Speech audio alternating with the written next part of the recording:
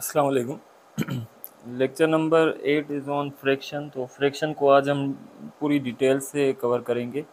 सबसे पहले इसकी डेफिनेशन क्या है, तो इसको डिफाइन करते हैं किसी होल नंबर का पार्ट। ठीक है, किसी पूरे नंबर का या किसी पूरे चीज़ का जो हिस्सा होता है उसे हम कहते हैं फ्रैक्शन। अब सवाल आता है कि हमें फ्रैक्शन पढ़ने की या फ्रैक्शन की हमें ज़रूरत क्यों पड़ी। तो पहले जब भी चीज़ें काउंट होती थी तो पूरे नंबर्स ही काउंट होते थे। फॉर एग्जांपल 1 एप्पल या 5 एप्पल्स या वन वन पिज़्ज़ा या कोई भी जो भी काउंटिंग होती थी वो पूरे नंबर्स में होती थी। लेकिन एक दिन ऐसा आया कि एक एप्पल था, ये एप्पल बनाने की कोशिश कर रहा हूँ, कुछ भी बन जाए आपने एप्पल ही समझना है। ठीक है, एक बंदा आया, उसने एक एप्पल खा लिया तो उसे हम कहेंगे कि इसने एक एप्पल खाया। पर परेशानी या मसला तब हुआ जब वो आया, उसने आधा एप्पल खा लिया, आधा छोड़ के चला गया। अब इसको लिखने के लिए जो है परेशान हो गए मैथमेटिशियन। तो इसको लिखने के लिए जब परेशान हुए, आपको पता है कि ज़रूरत जो है ईजाद की माँ होती है। तो जैसे मतलब कि इस चीज़ की ज़रूरत पड़ी, इस लिखने की ज़रूरत पड़ी, तब हमें मिला फ्रैक्शन। ठीक है, क्योंकि ये देखें इसने पूरा नहीं खाया, कुछ हिस्सा खाया। अब हिस्से को लिखने के लिए हमें किस किस चीज़ की ज़रूरत पड़ी?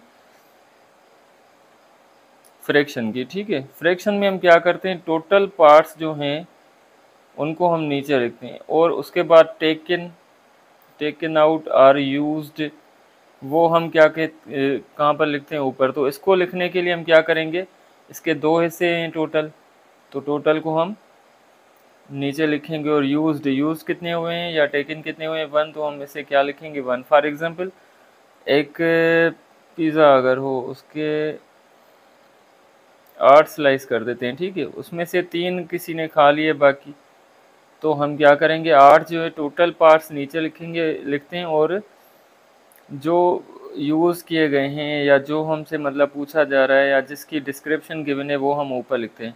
फॉर एग्जांपल यहाँ पर अगर कोई कहे कि टोटल 8 पीसेस हैं, 3 खा लिए गए हैं, बाकी कितने बचे, तो आप क्या लिखेंगे, 5/8।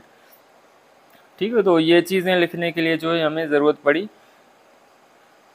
फ्रैक्शन की। अब आते हैं फ्रैक्शन का फॉर्म जो है, इसमें कौन कौन सी चीज़ें होती हैं। फ्रैक्शन को हम लिखते हैं A/B में। ठीक है, नंबर्स ऐसे ही होते हैं, 1/2, 5/9, 60/71। तो इसको लिखने का तरीका ये होता है। अब यहाँ पर ए जो ऊपर नंबर होता है उसे हम क्या कहते हैं कि न्यूमरेटर। इसका नाम क्या होता है, न्यूमरेटर। ऊपर वाला जो भी नंबर हो उसे हम क्या कहते हैं, न्यूमरेटर। न्यूमरेटर होता क्या है, taken or used or described, वो हिस्सा जिसको मतलब यूज़ किया गया हो या उसे हासिल किया गया हो, ख़त्म किया गया हो या उसे डिस्क्राइब किया गया हो। एंड बी, बी जो है नीचे, इसे हम कहते हैं डिनोमिनेटर। डिनोमिनेटर क्या होता है, टोटल पार्ट्स होते हैं इसके। ठीक है, सो यहाँ तक चीज़ें क्लियर हो गई, बिल्कुल सिंपल जो टू द पॉइंट है बातें वही बता रहा हूँ मैं। अब रिड्यूस, फ्रैक्शन को रिड्यूस या फ्रैक्शन में जो रिड्यूस होता है उसे हम क्या कहते हैं, when fraction is divided by same number in numerator in denominator. Reduce हम किसे कहते हैं, जब फ्रैक्शन को न्यूमरेटर एंड डिनोमिनेटर में, जब नंबर को ऊपर और नीचे यानी न्यूमरेटर एंड डिनोमिनेटर में सेम नंबर से डिवाइड किया जाए। फॉर एग्जांपल एक नंबर गिवन है यहाँ पर 4/16। अब देखें यहाँ पे मैं क्या करूँगा, ऐसे रिड्यूस करूँगा, कैसे, सेम नंबर से डिवाइड करूँगा। 2 की टेबल दोनों पे लगती है, तो ये क्या हो जाएगा, 2 की टेबल यहाँ पर 2 टाइम एंड यहाँ पर 8 टाइम। अगेन देखूंगा कि रिड्यूस होता है, जी हाँ ये रिड्यूस होता है। फिर से 2 की टेबल लगेगी, यहाँ पर 1 टाइम एंड यहाँ पर 4 टाइम। ठीक है, तो रिड्यूस इस तरह से करते हैं हम कि न्यूमरेटर एंड डिनोमिनेटर पर अगर सेम टेबल लगती है तो आप उसे डिवाइड करेंगे। करना इसे हम क्या कहते हैं, रिड्यूस करना। अब इसमें क्या है, रिड्यूस आप उन नंबर्स को कर सकते हैं जिन पर टेबल लगे। अगर फॉर एग्जांपल एक नंबर आ गया 7/8, अब देखें यहाँ पर टेबल नहीं लग रही तो इसे आप रिड्यूस नहीं कर सकते। सिंपलेस्ट फॉर्म क्या होता है, सिंपलेस्ट फॉर्म होता है रिजल्ट आफ्टर रिड्यूसिंग, रिड्यूस करने के बाद जो रिजल्ट मिले या जिसको आप आगे डिवाइड ना कर सकें, जैसे ये नंबर मिला है हमें 1/4, अब इसे यहाँ पर कोई टेबल नहीं लग रही, या यहाँ पर जो है 7/8 इसे भी कोई टेबल नहीं लग रही। अगर मैं नंबर लूँ एक 5/16 कोई टेबल नहीं लग रही। तो ऐसे नंबर जिनको हम रिड्यूस ना कर सकें उसे हम कहते हैं कि ये सिंपलेस्ट फॉर्म में है। अब आता है इक्विवेलेंट फ्रैक्शन। इक्विवेलेंट फ्रैक्शंस क्या होते हैं? Which becomes same when we reduce. For example दो नंबर्स है मेरे पास, एक है 4/16 एंड सेकेंड वन इज 8